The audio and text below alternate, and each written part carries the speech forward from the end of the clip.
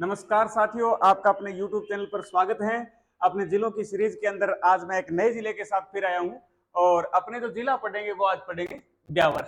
ब्यावर जिले के बारे में जितनी भी छोटी से छोटी जानकारी है उसके बारे में अपनी चर्चा करने की कोशिश करेंगे।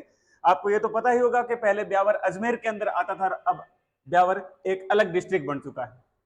तो ब्यावर के अंदर अजमेर से अलग होकर कौन कौन सी तहसीलें आई हैं, कौन कौन से उपखंड आए हैं, उसके बारे में अपनी चर्चा करने की कोशिश करते हैं।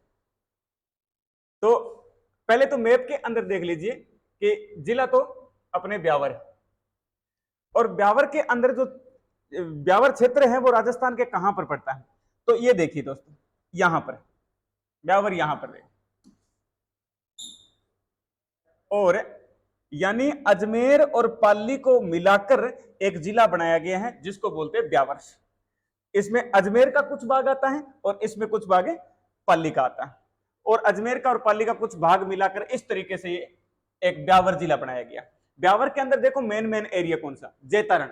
जैतारण पहले पाली के अंदर आया करता था, अब ब्यावर में आ गया। रायपुर, फिर ब्यावर खुद, फिर टोडगढ़, फिर बदनौर, मसूदा, विजयनगर, ये क्षेत्र मिलाकर एक जिला बनाया गया ब्यावर। चलो अपने आगे बढ़ते हैं। ब्यावर के अंदर क्या क्या तहसीलें और कौन कौन से उपखंड शामिल किए गए। देखो, ब्यावर के अंदर 6 उपखंड हैं और 7 तहसीलें हैं। 6 उपखंड देखो कौन कौन से, एक तो ब्यावर है और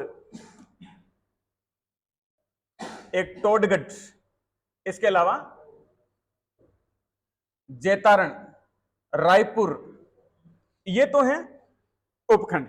देखो, ब्यावर, टोडगढ़, जैतारण, रायपुर, मसूदा और बदनौर, ये 6 तो हैं इसके अंदर ब्यावर के अंदर उपखंड, और ये 7 इसके अंदर तहसीलें। तहसीलें देख लीजिए ब्यावर के अंदर कौन कौन सी है। ब्यावर खुद हो गया, एक टोडगढ़ हो गया, फिर जैतारण, फिर रायपुर, फिर मसूदा, विजयनगर और बदनौर, ये क्षेत्र है वो इनकी तहसीलें हैं।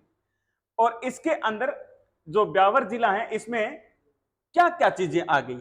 देखो, जैतारण, पहले अपने जब भी जैतारण के बारे में पढ़ते थे, जैतारण का युद्ध पढ़ते थे, जैतारण का युद्ध या गिरी सुमेल का युद्ध पढ़ते थे अपने पाली के अंदर। अब अपने पढ़ेंगे जैतारण का युद्ध, यानी गिरी सुमेल का युद्ध। गिरी सुमेल का युद्ध, तो ये युद्ध कहां पर हुआ था, जैतारण के अंदर हुआ था, और जैतारण ब्यावर में पड़ता है। यह युद्ध हुआ था 5 जनवरी 1544 के अंदर। मालदेव वर्सेस शेरशाह सूरी, मालदेव और शेरशाह सूरी के बीच ये युद्ध हुआ, जिसमें शेरशाह सूरी का मेन फौजी था जलाल खान जलवानी, और मालदेव के 2 प्रसिद्ध योद्धा जेता और कुंपा। जेता और कुंपा वीर गति को इस युद्ध के अंदर प्राप्त हो गए थे। यानी शेरशाह सूरी ने इस युद्ध के अंदर मालदेव को हराया था। शेरशाह सूरी बहुत ही मुश्किल से युद्ध जीता था, तो शेरशाह सूरी के मुंह से निकला था कि मैं मुट्ठी भर बाजरे के लिए हिंदुस्तान की बादशाहत खो देता। और जेता और कुंपा जो मालदेव के सेनापति थे, उनकी वीरता से इतना प्रभावित हुआ था कि जेता और कुंपा के बारे में कहा था कि काश जेता और कुंपा जैसे वीर सेनापति मेरे पास होते तो मैं हिंदुस्तान का एक छत्र बादशाह होता। यह बात शेरशाह सूरी ने गिरी सुमेल के युद्ध के बाद कही थी, और गिरी सुमेल का युद्ध जैतारण में हुआ था, जैतारण ब्यावर के अंदर। फिर देखो बरदर्रा, एक है बरदर्रा और एक है शिवपुर दर्रा। ये दोनों के दोनों दर्रे है दोस्तों, दर्रे या इसको नाड़ भी बोल देते हैं। किसी पहाड़ी को काटकर बनाया गया तंग रास्ता दर्रा या नाड़ कहलाता है। पहले बरदर्रा और शिवपुर दर्रा ये दोनों के दोनों अजमेर के अंदर आया करते थे, सॉरी पाली के अंदर आया करते थे। बरदर्रा और शिवपुर दर्रा दोनों पाली के अंदर आया करते थे, और अब बरदर्रा और शिवपुर दर्रा दोनों के दोनों कहां पर आते हैं, ब्यावर के अंदर आते हैं। ठीक है, ये बात आ गई। फिर चलते हैं आगे, टोडगढ़। पहले दोस्तों अपने टोडगढ़ का किला पढ़ते थे, टोडगढ़ दुर्ग अजमेर के अंदर, लेकिन अब टोडगढ़ का किला ब्यावर के अंदर आता है। टोडगढ़ का किला यहां पर ब्यावर के अंदर आता है। टोडगढ़ का किला ब्यावर के अंदर आता है, और टोडगढ़ के किले का निर्माण करवाया था कर्नल जेम्स टोड ने। टोडगढ़ के किले का निर्माण हुआ है कर्नल जेम्स टोड द्वारा। अंग्रेजों द्वारा निर्मित राजस्थान में एकमात्र दुर्ग पूछ ले तो टोडगढ़ दुर्ग, और वो ब्यावर के अंदर आता है। फिर देखो the Krishna mills, the Krishna mills कहां पर है जी, तो ब्यावर में आती है। और द कृष्णा मिल्स जिसकी स्थापना की गई थी 1889 के अंदर। राजस्थान में सूती कपड़ों की पहली मिल कौन सी है? तो the Krishna mills. The Krishna mills Beawar के अंदर आती है। और कृष्णा मिल्स की स्थापना करने वाले व्यक्ति का नाम दामोदर दास राठी। दामोदर दास राठी। और इनके सह सहयोगी थे दामोदर दास राठी और द कृष्णा मिल्स ब्यावर में स्थापित हुई 1889 में। दामोदर दास राठी और श्यामजी कृष्ण वर्मा ने इसकी स्थापना की। श्यामजी कृष्ण वर्मा ने। दामोदर दास राठी जिनको क्रांतिकारियों का भामाशाह कहा जाता है। याद रखना दोस्तों, साथ में ये बात याद कर लेना आप, क्रांतिकारियों का भामाशाह किसे कहते हैं? तो दामोदर दास राठी को कहा जाता है क्रांतिकारियों का भामाशाह। यानी क्रांतिकारियों को धन देने का काम किया था सेठ दामोदर दास राठी ने, इसलिए क्रांतिकारियों का भामाशाह कहा जाता है। तो टोडगढ़ का किला जो कर्नल टोड ने बनवाया था, अंग्रेजों द्वारा निर्मित राजस्थान में एकमात्र दुर्ग है, वो ब्यावर के अंदर आता है। द कृष्णा मिल्स ब्यावर के अंदर 1889 में स्थापित हुई थी। राजस्थान में सूती कपड़ों की पहली मिल कौन सी है? तो द कृष्णा मिल्स दामोदर दास राठी और श्यामजी कृष्ण वर्मा द्वारा स्थापित की गई। और दामोदर दास राठी को क्रांतिकारियों का भामाशाह भी कहा जाता है। फिर देखो आगे चलते हैं अपने अवसितन केंद्र। अवसितन केंद्र यह भी ब्यावर के अंदर आता है। अवसितन केंद्र जो पशुओं का वीर्य संगठित करने का कारखाना है या वीर्य संगठित करने का जो केंद्र है उसको बोलते हैं अवसितन केंद्र। और वो अवसितन केंद्र कहां पर है? तो ब्यावर के अंदर। फिर ओजियाना सभ्यता। ओजियाना सभ्यता ताम्र युगीन सभ्यता है। ओजियाना सभ्यता एक ताम्र युगीन सभ्यता है। और ओजियाना सभ्यता कौन सी नदी पर विकसित हुई दोस्तों? तो ये खारी नदी पर विकसित हुई। ओजियाना सभ्यता भी ब्यावर के अंदर आती है। ठीक है, तो आगे चलते हैं अपने ब्यावर के अंदर और क्या चीजें। मीराबाई, ये इंपॉर्टेंट बात है जी। मीराबाई, मीराबाई का जन्म 1498। मीराबाई का जन्म 1498 में और इनका जन्म हुआ था कुड़की गांव में। मीराबाई का जन्म 1498 में कुड़की गांव में हुआ था। और कुड़की गांव पड़ता है ब्यावर के अंदर। कुड़की गांव ब्यावर के अंदर पड़ता है। ठीक है, पहले अपने पढ़ते थे कुड़की गांव पाली के अंदर, लेकिन अब कुड़की गांव कहां पर पड़ता है? ब्यावर में। सन 1498 में मीराबाई का जन्म हुआ था। मीराबाई के बचपन का नाम था पेमल। मीराबाई के बचपन का नाम क्या था? पेमल। और मीराबाई को कहा जाता है राजस्थान की राधा। राजस्थान की राधा भी कहा जाता है। ठीक है, मीराबाई जिनके पिता का नाम रतन सिंह और माता का नाम राजकुंवरी, माता का नाम राजकुंवरी, और मीराबाई के दादा का नाम था रावदूदा। दादा का नाम रावदूदा था। और मीराबाई के पति का नाम था भोजराज, जो मेवाड़ के शासक राणा सांगा के पुत्र हुआ करते थे। और मीराबाई के गुरु का नाम था रेदास। रेदास। मीराबाई ने काफी सारी रचनाएं लिखी। और आपसे कभी क्वेश्चन पूछ ले कि मीराबाई की भाषा कौन सी थी, तो भाषा दोस्तों दो याद करना। कुछ रचनाएं तो आपको मिलेगी मारवाड़ी के अंदर और कुछ रचनाएं मिलेगी ब्रज भाषा के अंदर। और मीराबाई की रचनाएं कौन कौन सी? तो मीरा मलार, मीरा पदावली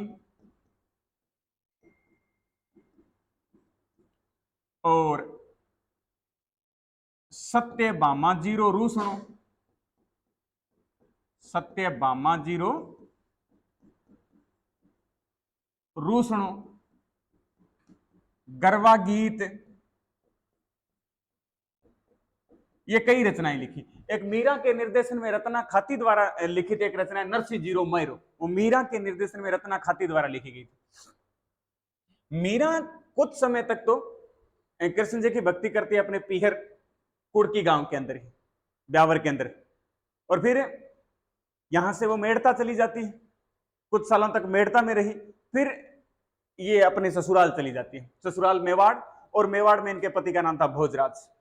भोजराज 1519 के गागरोन के युद्ध में वीरगति को प्राप्त हो जाते, तो ये कुछ समय तक वहां मेवाड़ में रही, फिर वापिस अपने पीहर आ गई, फिर यहां से वृंदावन चली जाती, वृंदावन के अंदर ब्रज भाषा सीखती और वहां पर ब्रज भाषा में कुछ रचनाएं लिखती, और अपने अंतिम समय में मीराबाई चली गई थी द्वारिका,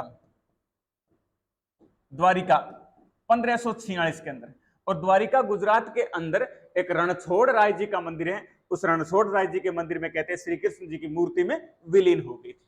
और मीराबाई द्वारा जो संप्रदाय चलाया गया, क्योंकि मीराबाई की भक्ति दास्य भाव की थी, मीराबाई कृष्ण जी को अपना पति मानती थी लेकिन खुद को कृष्ण जी की दासी मानती थी, इसलिए दास दासी संप्रदाय के किसने चलाया था, तो दास दासी संप्रदाय की प्रवर्तक है मीराबाई। ठीक है, बचपन का नाम पेमल, राजस्थान की राधा कहते हैं, भाषा मारवाड़ी और ब्रज है, इन्होंने दास दासी संप्रदाय चलाया है। जन्म कुड़की गांव ब्यावर में हुआ, पिता रतन सिंह, माता राजकुमारी, दादा राव दूधा, पति भोजराज, गुरु रेदास। मीरा महोत्सव का आयोजन, वैसे मीरा मंदिर तो है मेड़ता नागौर में, मीरा मंदिर आपसे पूछ ले तो मेड़ता नागौर में, मीरा मंदिर तो मेड़ता नागौर में, लेकिन मीरा महोत्सव का आयोजन कहां पर होता है,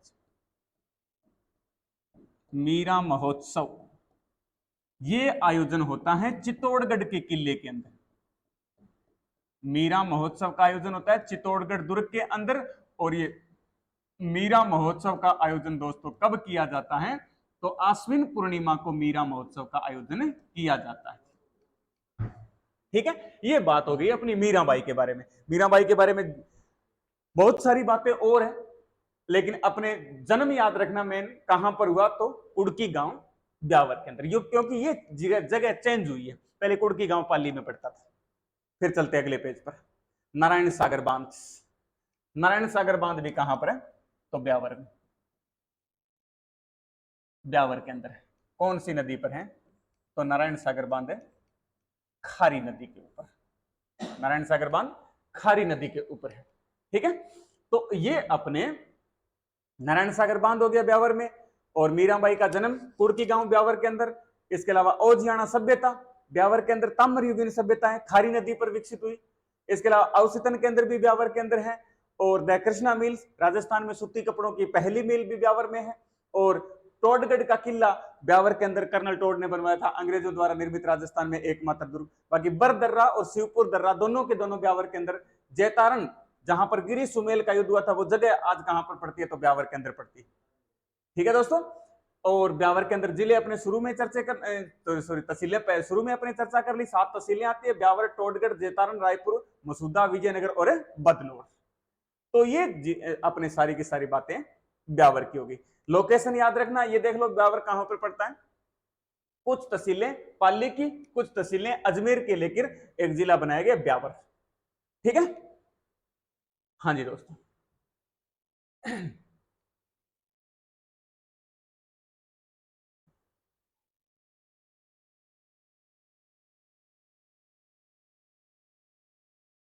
हाँ जी, अब अपने अगले जिले के बारे में चर्चा करेंगे। जिला है केकड़ी। ब्यावर के बारे में अपने चर्चा कर लिए, अगले जिले के बारे में अपने चर्चा करते हैं। वो जिले का नाम है केकड़ी। केकड़ी देखो, लोकेशन देखिए पहले, अजमेर के इस साइड में ब्यावर और इस साइड में केकड़ी। ये देखो अजमेर के नीचे केकड़ी। कुछ भाग टोंक का लिया गया, कुछ भाग अजमेर का लेकर एक जिला बना दिया गया केकड़ी। देखो वैसे अजमेर जिले के 3 भाग हो गए, एक तो खुद अजमेर हो गया, अजमेर से अलग करके ब्यावर बनाया गया, अजमेर से अलग करके केकड़ी बनाया गया, यानी अजमेर जिले के 3 टुकड़े हो गए। देखो आगे बढ़ते हैं अपने केकड़ी के बारे में। केकड़ी के अंदर ये देखो कौन कौन से क्षेत्र आते हैं, टाटोटी, भिनाय, सावर, केकड़ी खुद, सरवाड़ और टोडा राय सिंह। तो ये टोडा राय सिंह पहले टोंक में पड़ता था, अब कहां पर आता है, केकड़ी के अंदर आता है। अब केकड़ी के अंदर क्या क्या शामिल किया गया देखो। केकड़ी को कंकवती नगरी के नाम से भी जाना जाता है। केकड़ी के अंदर ये 5 तो उपखंड है, केकड़ी, सावर, बिनाय, सरवाड़ और टोडा रायसिंह। और केकड़ी के अंदर 6 तहसीलें हैं। 6 तहसीलें देख लीजिए। 6 तहसीलें देखो कौन कौन सी है। तो केकड़ी, केकड़ी हो गया, फिर सावर हो गया, बिनाए, सरवाड़, टांटोटी और टोडा रायसिंह। ये 6 तहसीलें हैं और 5 उपखंड मिलाकर एक केकड़ी जिला बनाया गया। केकड़ी जिले के अंदर क्या क्या खास चीजें आती है देखो। केकड़ी में बिसलपुर बांध, पहले अपने बिसलपुर बांध पढ़ते थे टोडा रायसिंह टोंक में, लेकिन अब बिसलपुर बांध कहां पर है? तो केकड़ी के अंदर है दोस्तों। और बिसलपुर बांध केकड़ी के अंदर है। कौन सी नदी के ऊपर बनाया गया है?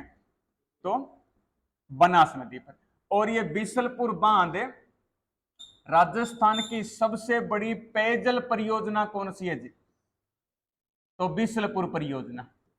राजस्थान की सबसे बड़ी पेयजल परियोजना बिसलपुर परियोजना है।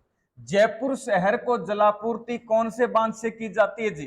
तो जयपुर शहर को जलापूर्ति भी इसी बिसलपुर बांध से की जाती है। ठीक है, तो बिसलपुर बांध पहले टोंक में पड़ते थे, बिसलपुर बांध वर्तमान में अपने पड़ेंगे केकड़ी के अंदर। बनास नदी पर यह बांध बनाया गया है और ये बिसलपुर परियोजना राजस्थान की सबसे बड़ी पेयजल परियोजना है। और जयपुर शहर को जलापूर्ति की जाती है वो इसी बिसलपुर बांध से की जाती है। फिर देखो मथुराधीश मंदिर। मथुराधीश मंदिर, ये बात इंपॉर्टेंट देखो, वापिस चलते हैं मैप पर। मथुराधीश मंदिर यहां पर केकड़ी के अंदर आएगा। मथुराधीश मंदिर ये कहां पर है? केकड़ी के अंदर। और मथुराधीश मंदिर वल्लभ संप्रदाय की एक पीठ है। कौन से संप्रदाय से संबंधित है? तो वल्लभ संप्रदाय।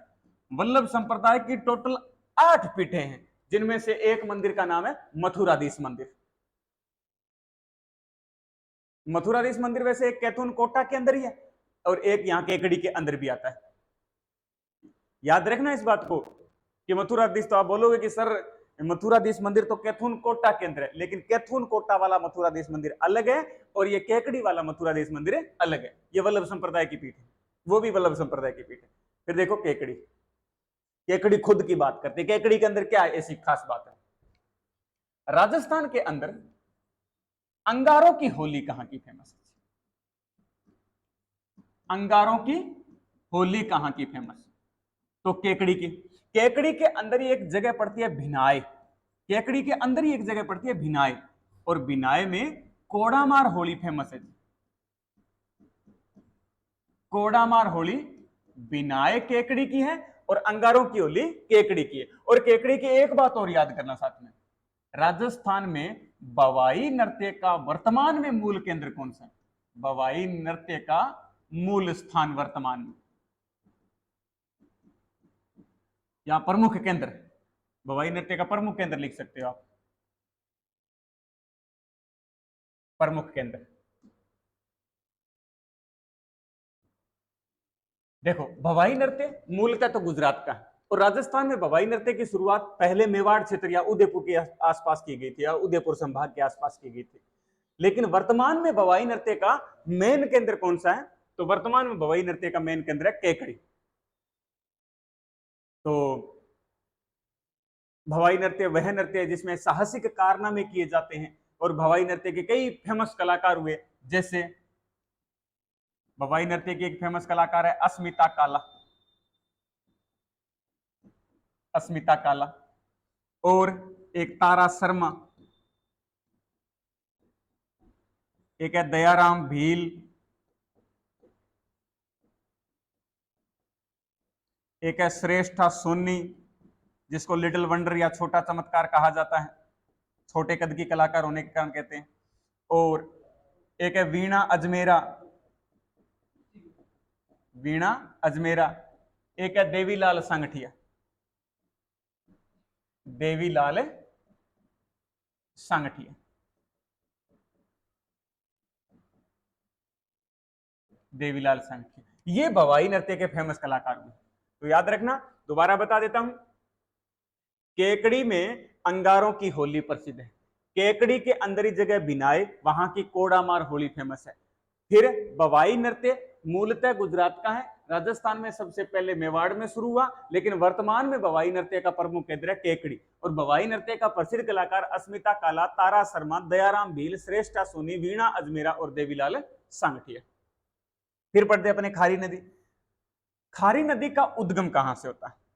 तो खारी नदी का उद्गम स्थान है केकड़ी, और यह खारी नदी उद्गम केकड़ी से होता है और आगे चलकर राजमहल टोंक में जाकर, राजमहल टोंक में जाकर यह नदी बनास में जल गिरा देती है। तो आपसे पूछ ले कि खारी नदी का उद्गम कहां से होता है? तो केकड़ी से होता है।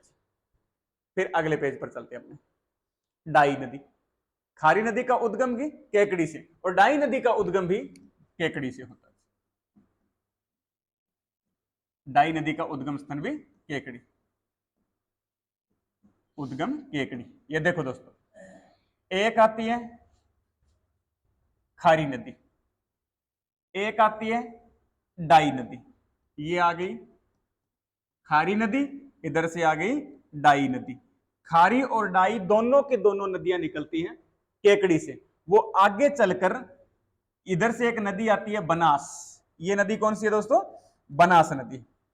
और बनास में जल गिरा देती है आगे चलकर राजमहल नाम की जगह टोंक के अंदर, जहां बनास, खारी और डाई नदियों का त्रिवेणी संगम है, वो जगह राजमहल टोंक। ठीक है दोस्तों, ये हो गया अपना एक आज ब्यावर जिला और एक पढ़ लिया अपने केकड़ी जिला। जिलों की सीरीज के अंदर अगली क्लास के अंदर मैं फिर एक नए जिले के साथ आऊंगा। तब तक के लिए आपका बहुत बहुत शुक्रिया, थैंक यू। स्वस्थ रहिए, खुश रहिए, ऐसे क्लास लगाते रहिए। धन्यवाद।